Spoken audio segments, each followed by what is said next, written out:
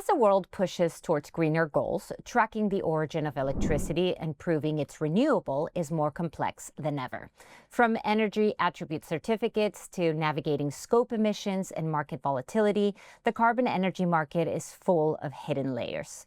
I'm Johanna Bota, and joining me today to break down how companies are staying compliant, cutting emissions, and finding certainty in an increasingly uncertain energy landscape is StoneX's Senior Carbon Trader, Mario Ramos.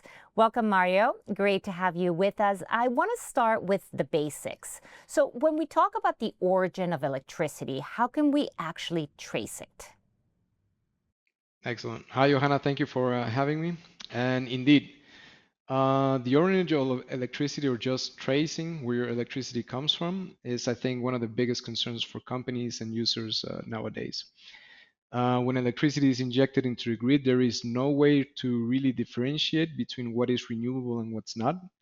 So therefore, typically businesses, overall consumers like you and myself, will be powered from a mix, depending on each grid system, by either fossil, nuclear, renewable, and other sources of energy. The aim, let's say the main objective of energy attribute certificates, EACs, is for users looking to make the claim that they're consuming or using renewable energy. Users can take an additional step into securing what is called a power purchase agreement, in which a utility will supply a source from a direct asset or multiple assets using renewable energy or the type of energy that you would like to use. However, the use of EACs alone also allows for investment into this sector and incentivizes the use of renewable energy.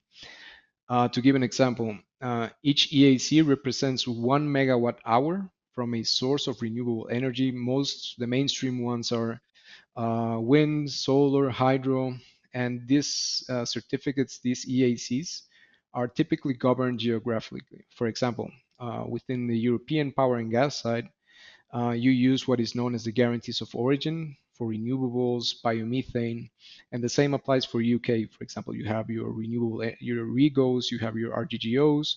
One is for power, one is for biomethane. And for the rest of the world, approximately about 65, 68 countries worldwide, you use what is known as an IREC, so an International Renewable Energy Certificate. North America has its own system as well, which is the RECs.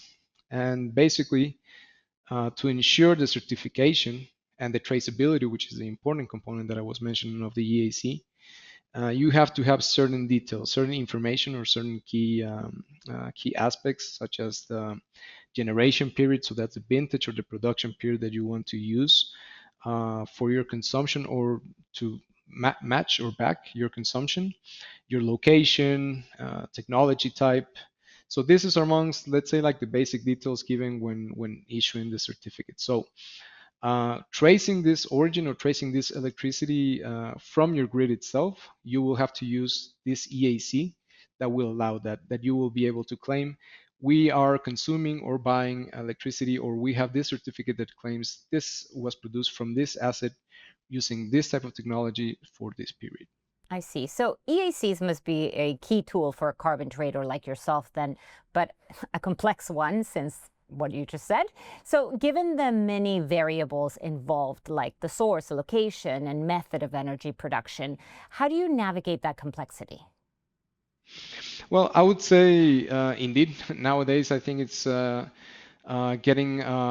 diving into a more complex market because you have so many international variables playing a key role into this. So I would say our main role is supporting our clients in meeting their needs, reaching their objectives for either their scope 1, 2, and 3 requirements. So your scope 2 will be related to your electricity side, and your scope 1 and 3 will be related more to your carbon use, being your direct and your indirect emissions, right?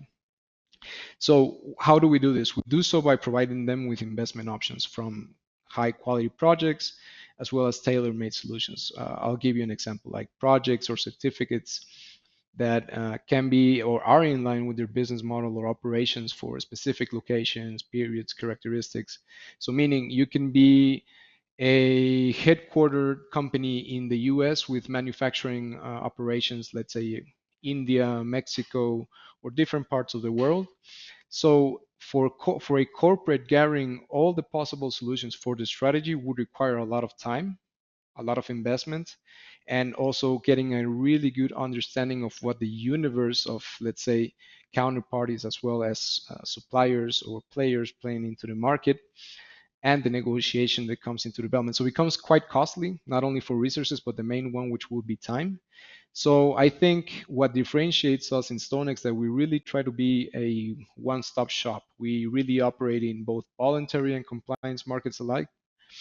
And I would say the main points complementing this is the solid track record that StoneX has in the market. We exist since 1924.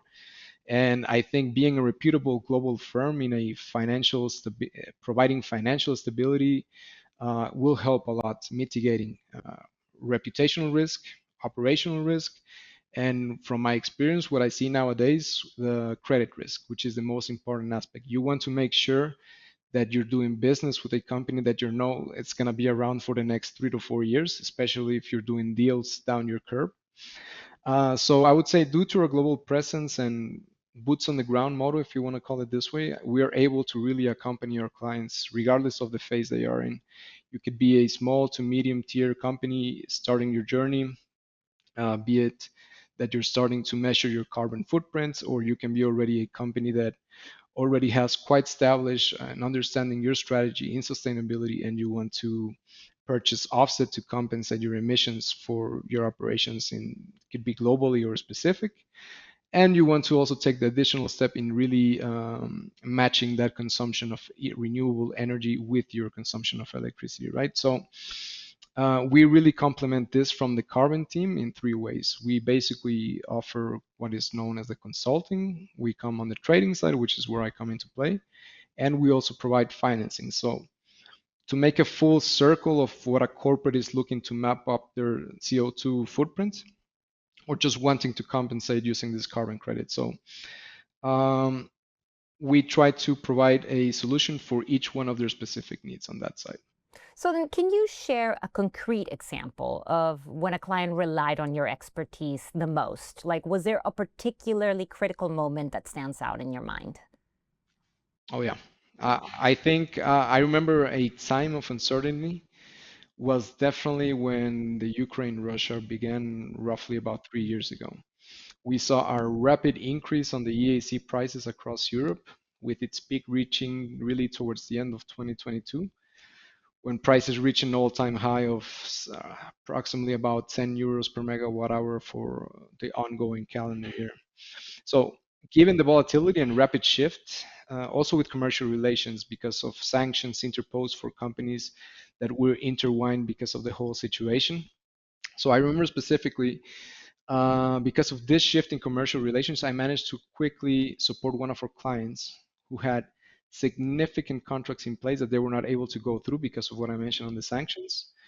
But through quick action, not just of myself, but of the team, we helped them really reshape their short to medium term strategy, where we were able to hedge their positions quickly to ensure that they were able to attain the assets that they needed in the short term while contemplating, let's say, a way to hedge their position. There is no such thing as a perfect hedge, but I would say we really helped them secure very competitive prices that otherwise would have taken very big damaging toll on the company's cash flow and also on the reputational side because of sanctions imposed, right? So going back to StoneX and this example that I'm mentioning is that since really the client is the heart of the strategy for us, we always are in communication with them. So we try to make sure that they're aware of any potential shift in the market conditions as well as developing factors that either can give them a quick advantage to oversee what's happening on the market or just be aware